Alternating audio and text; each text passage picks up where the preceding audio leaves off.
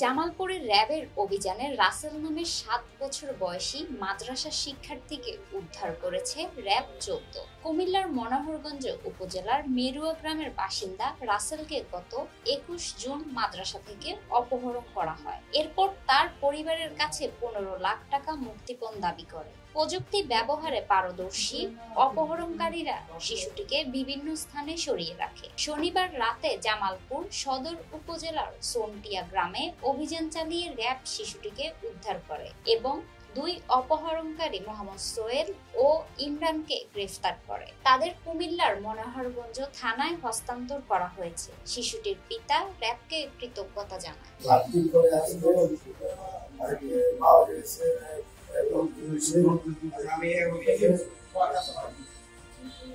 চেষ্টাতে আমরা তাদেরকে পেয়েছি।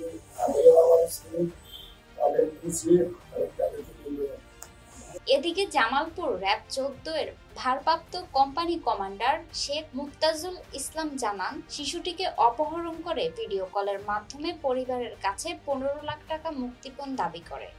তো আসামি অপহরণ চক্র যারা তারা প্রযুক্তিগত দিক থেকে ভালো নলেজ রাখে বলে আমাদের কাছে মনে হয়েছে।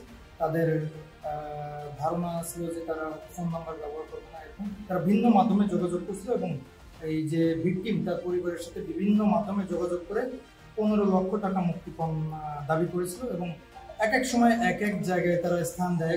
কখনো আবদুল্লাপুর, কখনো ধনবাড়ি উপজেলা, এরকম ৫-৬টা জায়গায় তারা স্থান দিয়েছিল যে এই জায়গায় টাকা নিয়ে আসেন, আপনারা তাহলে বাচ্চাটাকে পাবেন।